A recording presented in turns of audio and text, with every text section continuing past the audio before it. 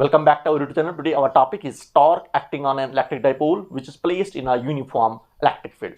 आज हम torque calculate करेंगे हम एक इलेक्ट्रिक डाइपोल पर, जिस इलेक्ट्रिक डाइपोल को हमने प्लेस किया है एक यूनिफॉर्म इलेक्ट्रिक फील्ड में। तो देखिए हमारे पास यहाँ पर एक इलेक्ट्रिक डाइपोल है। Electric dipole is consist of two equal and opposite charges. A point पर हमारे पास नेगेटिव चार्ज है -q, बी पॉइंट पर हमारे पास पॉजिटिव चार्ज है +q, जिनका मैग्नीट्यूड इक्वल है लेकिन अपोजिट है। समझे आप, अपोजिट पोलैरिटी के हैं, ये नेगेटिव चार्ज और ये positive charge. Positive charge B point पर है और इलेक्ट्रिक डाइपोल के बीच में जो सेपरेशन है वो कितना है, वो हमने कंसिडर किया है 2a। 2a हमारे पास क्या है, ये डिस्टेंस है इलेक्ट्रिक डाइपोल्स के बीच में, नेगेटिव चार्ज और पॉजिटिव चार्ज के बीच में। तो इलेक्ट्रिक डाइपोल मूवमेंट की जो डायरेक्शन जो है, जिसको हमने p से रिप्रेजेंट किया है, वो नेगेटिव चार्ज से पॉजिटिव चार्ज की तरफ होती है, जो हमने ऑलरेडी पढ़ा है।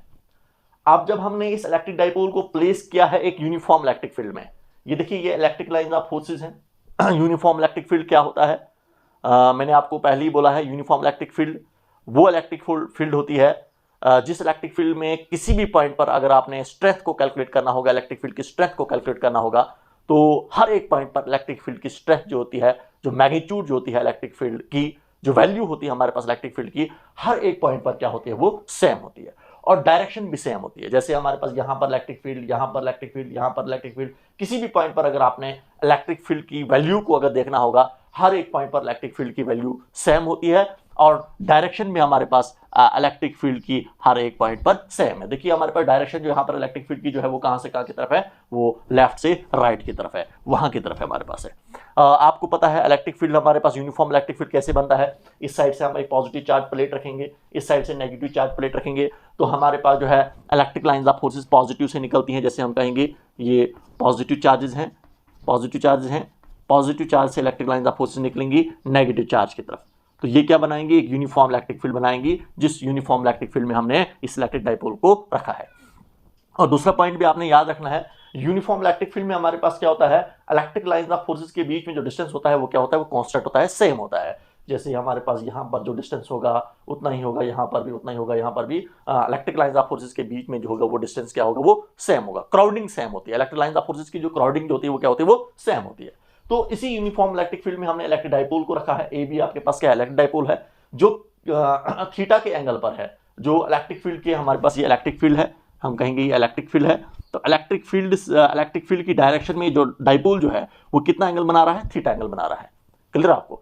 अब जब हमने इस इलेक्ट्रिक डाइपोल को इसमें रखा, एक यूनिफॉर्म इलेक्ट्रिक फील्ड में रखा, इस पर टॉर्क एक्ट करता है। टॉर्क क्या होता है, ट्विस्टिंग और टर्निंग इफेक्ट ऑफ फोर्स। ये हमारे पास क्या है, जैसे हम कहेंगे ये आपके पास इलेक्ट्रिक डाइपोल है, इस पर टॉर्क एक्ट करेगा, ये टर्न हो जाएगा, ये हमारे पास क्या होगा, इस पर ट्विस्टिंग और turning effect of force act करेगा, जिसकी वजह से क्या करेगा, ये रोटेट करेगा, ऐसे घूमेगा। समझे आप, ऐसे भी घूम सकता है, ऐसे भी घूमेगा। समझे आप। अब किस डायरेक्शन में हमने इलेक्ट्रिक फील्ड को रखा है, जैसे हमने इलेक्ट्रिक डाइपोल को ऐसे रखा है, तो इस पर ट्विस्टिंग और turning effect of force act करेगी, इस पर टॉर्क एक्ट करेगा, जिसकी वजह से क्या होगा, ये क्लॉकवाइज घूमेगा, ऐसे घूमेगा। समझे आप, ऐसे टर्न होगा। तो वही टॉर्क हमने कैलकुलेट करना है। तो टॉर्क क्या होता है, एक ट्विस्टिंग और टर्निंग इफेक्ट ऑफ फोर्स होता है।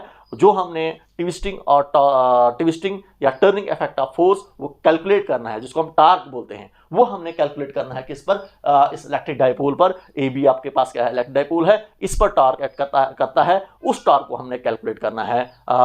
वही आज आपका टॉपिक है। समझे आप। तो किस तरीके से हमारे पास इस पर टॉर्क एक्ट करता है वो एक्सप्रेशन अभी हम कैलकुलेट करेंगे। तो देखिए यहां पर अभी मैं आपको कहूंगा, मैं सबसे पहले हमारे पास पॉजिटिव चार्ज पर जो हमारे पास फोर्स लगेगी वो कहाँ के लिए लगेगी, वो नेगेटिव प्लेट की तरफ लगेगी, वहां के लिए लगेगी towards the direction of electric field. क्योंकि आपको पता है जो फोर्स हमारे पास इस पॉजिटिव चार्ज पर लगेगी, किसकी वजह से, इस इलेक्ट्रिक फील्ड की वजह से जो फोर्स लगेगी। हमें ऑलरेडी पता है इलेक्ट्रिक फील्ड इंटेंसिटी जो होता है वो फोर्स पर यूनिट चार्ज के इक्वल होता है। हालांकि टेस्ट चार्ज होता है, यहाँ पर टेस्ट चार्ज नहीं, यहाँ पर आपके पास चार्ज है।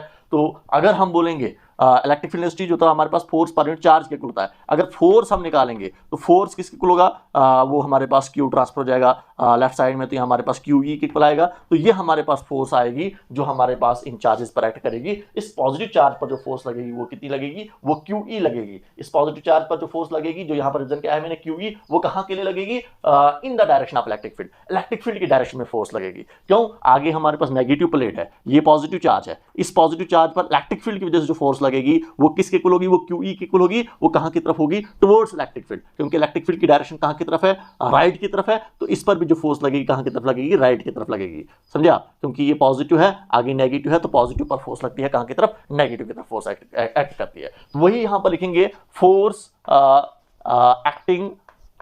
Acting on plus Q charge. Plus Q charge पर जो फोर्स एक्ट करेगी वो किसके इक्वल होगी, वो QE के इक्वल होगी। और ये फोर्स हमारे पास कहां की तरफ होगी, अलोंग E, इलेक्ट्रिक फील्ड की डायरेक्शन की तरफ ही हमारे पास ये फोर्स इस पर लगेगी। इसके बाद इस नेगेटिव चार्ज पर, ये नेगेटिव चार्ज है, इस पर भी उतनी ही फोर्स लगेगी, QE के ही इक्वल फोर्स लगेगी, क्योंकि जो चार्ज जो हमारे पास है, मैग्नीट्यूड हमारे पास पॉजिटिव और नेगेटिव चार्ज का मैग्नीट्यूड जो है वो क्या हमारे पास सेम है। तो इस पर भी उतनी ही फोर्स लगेगी हमारे पास इस नेगेटिव चार्ज पर, लेकिन कहां की तरफ, लेफ्ट की तरफ लगेगी, यहां के लिए लगेगी। समझे आप, क्योंकि ये नेगेटिव चार्ज है, इस साइड हमारे पास पॉजिटिव प्लेट है, तो नेगेटिव को जो फोर्स लगती है वो पॉजिटिव की तरफ, तो इसको यहां की तरफ फोर्स लगेगी। समझे आप, तो इसका मतलब हमारे पास force acting on minus q charge, minus q charge पर जो फोर्स एक्ट करेगी वो भी हमारे पास किसके इक्वल होगी, QE के ही इक्वल होगी। ये Q आपका क्या होगा, नेगेटिव होगा, नेगेटिव चार्ज होगा, लेकिन इसका मैग्नीट्यूड क्या होगा, पॉजिटिव होगा। तो ये जो हमारे पास फोर्स, इस पर जो फोर्स लगेगी वो कहां के लिए लगेगी, टुवर्ड्स लेफ्ट की तरफ लगेगी, यहां के लिए लगेगी। लेकिन ये जो फोर्स लगेगी अपोजिट टू इलेक्ट्रिक फील्ड लगेगी, अपोजिट E के अपोजिट में लगेगी, इलेक्ट्रिक फील्ड के अपोजिट में ये फोर्स लगेगी। देखिए इलेक्ट्रिक फील्ड की डायरेक्शन वहां के लिए है, टुवर्ड्स राइट की तरफ है, वहां के लिए है इलेक्ट्रिक फील्ड की डायरेक्शन, लेकिन हमारे पास इस पर जो फोर्स लगेगी वो यहां के लिए लगेगी। तो इसका मतलब दो फोर्सेस लग रही हैं, जैसे हमारे पास यहां पर अभी दिखाऊंगा मैं, ये आपके पास यहां पर पॉजिटिव चार्ज है, इस पर फोर्स लग रही है वहां के लिए, ये नेगेटिव चार्ज है, इस पर फोर्स लग रही है यहां के लिए। तो देखिए जिसकी वजह से हमारे पास दो फोर्सेस लग रही हैं, एक फोर्स हमारे पास B पॉइंट पर लग रही है, दूसरी फोर्स हमारे पास A पॉइंट पर लग रही है, जिनका मैग्नीट्यूड इक्वल है, डिफरेंट पॉइंट्स पर लग रही है, यहां पर और यहां पर, जो एक कपल बनाएगा, फोर्सेस का कपल बनाएगा। और उस कपल का टॉर्क जो होगा हमारे पास, क्योंकि जब हमारे पास यहां पर फोर्स लगेगी वहां के लिए, यहां पर फोर्स लगेगी यहां के लिए, इसकी वजह से क्या होगा, ये टर्न होगा। और टर्न किसकी वजह से होता है हमारे पास इलेक्ट्रिक डाइपोल, वो टॉर्क की वजह से होता है। तो वही टॉर्क हमने कैलकुलेट करना है, समझे आप। तो इसका मतलब ये दो फोर्सेज जो हैं ये क्या बनाएंगी, एक टॉर्क बनाएंगी, समझे आप। तो वो टॉर्क हम कैलकुलेट करेंगे, torque acting on dipole, dipole पर जो टॉर्क एक्ट करेगा वो टॉर्क किसके इक्वल होगा, टॉर्क को हम टाउ से रिप्रेजेंट करते हैं। ये टाउ है हमारे पास, ये किस होता है, आइदर फोर्स, दो में से कोई एक force, into perpendicular distance between two forces, perpendicular distance between two forces. तो देखिए एक फोर्स यहां पर लग रही है वहां के लिए, एक फोर्स यहां पर लग रही है यहां के लिए, हम कहेंगे ये एक्सेस ऑफ रोटेशन है, यहां पर हमारे पास क्या है, एक्सेस ऑफ रोटेशन है। ये लाइन ऑफ एक्शन है, यहां पर हमारे पास फोर्स लग रही है यहां के लिए। इस लाइन ऑफ एक्शन को एक्सटेंड करेंगे हम बैकवर्ड डायरेक्शन में, और ये मैं BC जो है एक परपेंडिकुलर ड्रॉ करूंगा मैं, समझे आप। ये हमारे पास क्या होगा, BC, ये परपेंडिकुलर डिस्टेंस होगा दो फोर्सेस के बीच में। देखिए एक फोर्स लग रही है यहां के लिए, समझे आप, राइट की तरफ, यहां पर राइट की तरफ, एक फोर्स लग रही है यहां पर कहां की तरफ, लेफ्ट की तरफ। तो परपेंडिकुलर डिस्टेंस हमारे पास, एक फोर्स लग रही है यहां के लिए यहां की तरफ, एक फोर्स लग रही है हमारे पास यहां पर राइट की तरफ। तो परपेंडिकुलर डिस्टेंस जो होगा हमारे पास, इन दो फोर्सेस का परपेंडिकुलर डिस्टेंस होगा वो हमारे पास क्या होगा, वो BC होगा, दो फोर्सेस के बीच का परपेंडिकुलर डिस्टेंस। तो परपेंडिकुलर डिस्टेंस कैसे हमारे पास जो है, मैं ये जो हमारे पास जो माइनस क्यू चार्ज पर जो फोर्स लग रही है यहां के लिए, इसको एक्सटेंड करूंगा बैकवर्ड डायरेक्शन में। तो C पॉइंट पर हमारे पास BC जो हमारे पास क्या होगा, ये परपेंडिकुलर डिस्टेंस होगा हमारे पास दो फोर्सेस के बीच में। जो फोर्स हमारे पास इस प्लस क्यू चार्ज पर लग रही है लेफ्ट की तरफ, राइट की तरफ, और माइनस क्यू चार्ज पर फोर्स लग रही है हमारे पास लेफ्ट की तरफ, दोनों का मैग्नीट्यूड सेम है। तो BC जो हमारे पास क्या होगा, इन दो फोर्सेस का क्या होगा, वो परपेंडिकुलर डिस्टेंस होगा। तो टॉर्क जब हम कैलकुलेट करेंगे तो torque is equal to either force, दो में से कोई एक फोर्स, मैग्नीट्यूड तो सेम है, तो मैं QE लिख लूंगा, मैं QE इनटू परपेंडिकुलर डिस्टेंस। तो परपेंडिकुलर डिस्टेंस हमारे पास क्या होगा, दैट इज BC जो हमारे पास क्या होगा, वो परपेंडिकुलर डिस्टेंस होगा। अब मुझे BC कैलकुलेट करना है, BC कैलकुलेट करूंगा मैं। BC किस तरीके से हम कैलकुलेट करेंगे, हम देखिए BC को कैलकुलेट करने के लिए राइट एंगल ट्राइंगल पकड़ेंगे हम। इन राइट एंगल ट्राइंगल कौन सी ले लेंगे हम, ACB। ये तो हमारे पास परपेंडिकुलर होगा, थीटा के अपोजिट में ये परपेंडिकुलर होता है, ये हाइपोटेन्यूज, और ये हमारे पास क्या हुआ, बेस। तो देखिए हमारे पास in right angle triangle BCA A, इसमें हम साइन थीटा का यूज करेंगे। साइन थीटा किसके इक्वल होता है, हमारे पास परपेंडिकुलर अपान परपेंडिकुलर, हमारे पास क्या है बीसी है, ये आपके पास परपेंडिकुलर बीसी है, अपान हाइपोटेन्यूस, हाइपोटेन्यूस हमारे पास क्या है ए बी है। तो हमारे पास साइन थीटा जो होता है वो परपेंडिकुलर अपान हाइपोटेन्यूस के इक्वल होता है। तो परपेंडिकुलर यहाँ पर आपके पास बीसी, हाइपोटेन्यूस आपके पास ए बी। तो यहाँ पर हम अभी जो कैलकुलेट करेंगे साइन थीटा ऐसे ही रहेगा, B C divided by A B हमारे पास किसके इक्वल है 2a के इक्वल है, that is equal to 2a। तो हमारे पास 2a जब हमारे पास राइट साइड में चले जाएगा लेफ्ट साइड में, तो हमारे पास 2a साइन थीटा आपके पास आ रहा है। तो बी सी जो हमारे पास परपेंडिकुलर डिस्टेंस है वो किसके इक्वल आ रहा है 2a साइन थीटा के इक्वल आ रहा है। तो ये हमने परपेंडिकुलर डिस्टेंस की वैल्यू निकाली। हमने टॉर्क कैलकुलेट करना है, हमने ये वैल्यू चाहिए हमें। तो देखिए अब मैं BC की जगह पर BC की वैल्यू को पुट करूंगा, मैं BC की वैल्यू को पुट करूंगा मैं। तो टॉर्क इज इक्वल टू ये QE ऐसे ही रहेगा, QE इंटू BC किसके इक्वल है 2a साइन थीटा के इक्वल है, 2a साइन थीटा के इक्वल है। ये हमारे पास आ रहा है 2a साइन थीटा, ये परपेंडिकुलर डिस्टेंस दो फोर्सेस के बीच में है। इसको रिशफल करेंगे हम, Q 2a into E sine theta, कुछ नहीं किया हमने, 2a को रिशफल किया हमने, 2a को हमने Q के साथ रखा हमने। तो torque is equal to Q 2a किस इक्वल होता है P के इक्वल होता है, इलेक्ट्रिक डाइपोल मूवमेंट जिसको हम बोलते हैं हम, साथ में E है E साइन थीटा, ये आपके पास आ रहा है। तो ये हमने क्या किया, ये कैलकुलेट किया हमने टॉर्क, जो टॉर्क एक्ट करता है किस पर, इस इलेक्ट्रिक डाइपोल पर, जिसकी वजह से क्या करता है ये ट्विस्ट करेगा, टर्न करेगा। तो P मैंने Q2A की जगह पर मैंने P लिखा, P क्या होता है इलेक्ट्रिक डाइपोल मूवमेंट होता है। तो Q2A P के इक्वल होता है। इलेक्ट्रिक डाइपोल मूवमेंट किसको होता है, product of either charge and distance between two charges, दो चार्ज के बीच में डिस्टेंस कितना है 2a है। तो ये जो हमने वैल्यू फाइंड आउट की, ये हमने टॉर्क फाइंड आउट किया जो हमारे पास इस डाइपोल पर एक्ट करेगा, जिसकी वजह से क्या करेगा ये टर्न करेगा, समझे आप। तो देखिए अब हम इसको टॉर्क को वेक्टर फॉर्म में लिखेंगे, हम वेक्टर फॉर्म में लिखेंगे हम टॉर्क को। तो टॉर्क को जब हम वेक्टर फॉर्म में लिखेंगे तो टॉ वेक्टर इज इक्वल टू, अगर यहां पर आपके पास साइन थीटा है, इसका मतलब ये हमारे पास P और E का क्या होगा क्रॉस प्रोडक्ट होगा। तो इसका मतलब टॉर्क जो हमारे पास जो है वो क्रॉस प्रोडक्ट है किसका, P और E का हमारे पास क्या है ये क्रॉस प्रोडक्ट है। तो यहां पर अगर आपको बोला जाएगा डायरेक्शन, हमारे पास टॉर्क की जो डायरेक्शन कहां की तरफ होगी, तो देखिए जब हमारे पास क्रॉस प्रोडक्ट है, हमारे पास टॉर्क जो है P और E का क्रॉस प्रोडक्ट है, इसका मतलब टॉर्क जो होगा वो P और E के परपेंडिकुलर में होगा। It means that torque is perpendicular on the plane containing P and E। जैसे हमारे पास यहां पर हम कहेंगे ये इलेक्ट्रिक फील्ड है, ये इलेक्ट्रिक फील्ड है, ये इलेक्ट्रिक डाइपोल मूवमेंट है, समझे आप। और ये जो टॉर्क जो होगा ये हमारे पास P और E के परपेंडिकुलर में होगा, ऐसे घूम रहा है, समझे आप। तो क्लॉकवाइज जब हम घूमेगा, ऐसे घूम रहा हमारे पास इलेक्ट्रिक डाइपोल, तो ये हमारे पास इलेक्ट्रिक फील्ड है, ये हमारे पास इलेक्ट्रिक डाइपोल है, और ये हमारे पास क्या है इलेक्ट्रिक फील्ड है।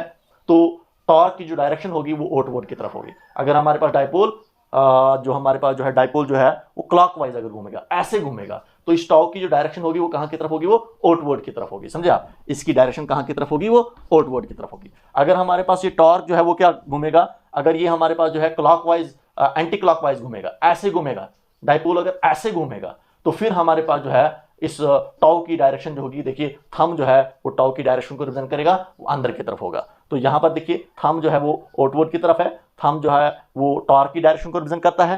तो अगर हमारे पास एक क्लॉकवाइज घूमेगा डाइपोल, अगर हमारे पास क्लॉकवाइज घूमेगा तो थंब जो है वो टॉर्क की डायरेक्शन को रिप्रेजेंट करेगा, हमारे पास थंब आउटवर्ड की तरफ होगा। अगर हमारे पास डाइपोल एंटी क्लॉकवाइज घूमेगा तो थंब देखिए बोर्ड के अंदर की तरफ जा रहा है, इसका मतलब हमारे पास जो है टॉर्क जो है वो परपेंडिकुलर होता है, P और E के परपेंडिकुलर में होता है। तो देखिए हमारे पास इस इलेक्ट्रिक डाइपोल पर नेट फोर्स कितनी होती है, इलेक्ट्रिक डाइपोल पर नेट फोर्स जो हमारे पास क्या है वो 0 है। हाँ, इस पर टॉर्क एक्ट करता है, लेकिन नेट फोर्स जो हमारे पास इलेक्ट्रिक डाइपोल पर क्या होती है वो 0 होती है। क्यों, ये हमारे पास इलेक्ट्रिक डाइपोल जो है इसका ट्रांसलेटरी मोशन नहीं होता है, ये एक जगह से दूसरी जगह नहीं जाता है, फोर्स की वजह से बॉडी एक जगह से दूसरी जगह आ जाती है। ये जो हमारे पास इलेक्ट्रिक डाइपोल एक ही जगह पर क्या कर रहा है, घूम रहा है, इसका मतलब इस पर टॉर्क एक्ट कर रहा है, नेट फोर्स इस पर हमारे पास क्या है वो 0 है।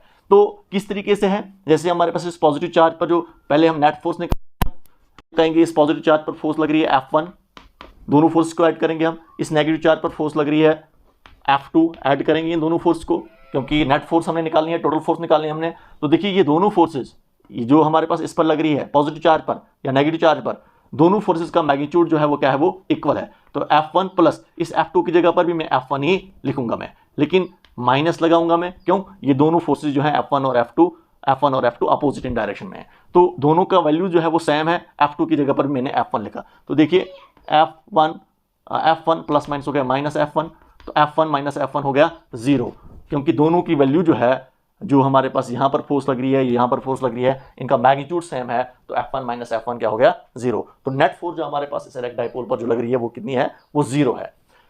देखिए कुछ अब हमारे पास स्पेशल केसेस हैं। स्पेशल केसेस, पहला स्पेशल केस जो हमारे पास, अगर हमारा ये इलेक्ट्रिक फील्ड है और इलेक्ट्रिक डाइपोल, ये माइनस क्यू और प्लस क्यू चार्ज है, ये इलेक्ट्रिक डाइपोल है। इलेक्ट्रिक डाइपोल मूवमेंट की डायरेक्शन हमारे पास नेगेटिव चार्ज से पॉजिटिव चार्ज की तरफ होती है P। तो जब P और E एक ही डायरेक्शन में होंगे, अगर हम कहेंगे ये डाइपोल ऐसे है, अगर ये भी उसी डायरेक्शन में होगा, इलेक्ट्रिक फील्ड की ही डायरेक्शन में होगा, कौन सा, P और E एक ही डायरेक्शन में होंगे, इसका मतलब इलेक्ट्रिक डाइपोल मूवमेंट और इलेक्ट्रिक फील्ड एक ही डायरेक्शन में है, तो थीटा क्या होगा, 0 होगा। अगर थीटा 0 होगा तो टॉर्क किसके इक्वल होगा, देखिए हमारे पास टॉर्क जो होता है हमारे पास PE साइन थीटा के इक्वल होता है। थीटा अगर 0 होगा, साइन 0 किसके होता है, 0 के इक्वल होता है, तो 0 को PE के साथ मल्टीप्लिकेशन लगेगी तो 0 आएगा। इसका मतलब कोई टॉर्क एक्ट नहीं करता है हमारे पास, डाइपोल पर टॉर्क एक्ट नहीं करेगा, टॉर्क हमारे पास डाइपोल नहीं घूमेगा जब हमारे पास डाइपोल इलेक्ट्रिक फील्ड की डायरेक्शन में होगा। इसको कहा जाता है स्टेबल इक्विलिब्रियम, जब हमारे पास डाइपोल इलेक्ट्रिक फील्ड की डायरेक्शन में होता है, इसको क्या कहा जाता है, स्टेबल इक्विलिब्रियम, स्टेबल इक्विलिब्रियम।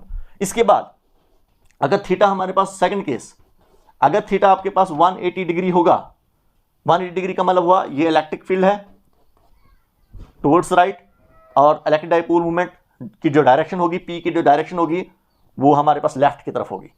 इसका मतलब नेगेटिव चार्ज फिर इस साइड होगा, नेगेटिव चार्ज फिर इस साइड होगा और पॉजिटिव चार्ज इस साइड होगा, तभी जाकर हमारे पास इलेक्ट्रिक डाइपोल मूवमेंट की डायरेक्शन होती है वो नेगेटिव से, क्योंकि तभी जाकर हमारे पास इलेक्ट्रिक डाइपोल मूवमेंट की डायरेक्शन जो कि वो कहां की तरफ होगी, वो लेफ्ट की तरफ होगी, नेगेटिव चार्ज से पॉजिटिव चार्ज की तरफ। देखिए इलेक्ट्रिक फील्ड की डायरेक्शन राइट की तरफ, इलेक्ट्रिक डाइपोल मूवमेंट की डायरेक्शन लेफ्ट की तरफ, एंगल कितना बनेगा, 180 डिग्री बनेगा।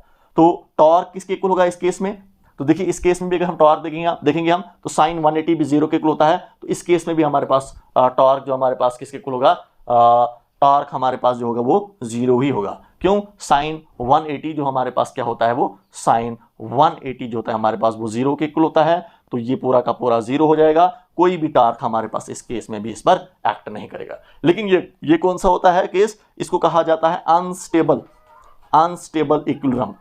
इक्विलिब्रियम, अनस्टेबल इक्विलिब्रियम में हमारे पास होता है। तो अनस्टेबल इक्विलिब्रियम में हमारे पास क्या होता है, डाइपोल। कब, जब हमारे पास डाइपोल किस केस में होगा, जब हमारे पास डाइपोल मोमेंट इलेक्ट्रिक फील्ड के साथ कितना एंगल बना रहा है, 180 डिग्री एंगल बना रहा है। इसके बाद लास्ट केस जो हमारे पास जो है,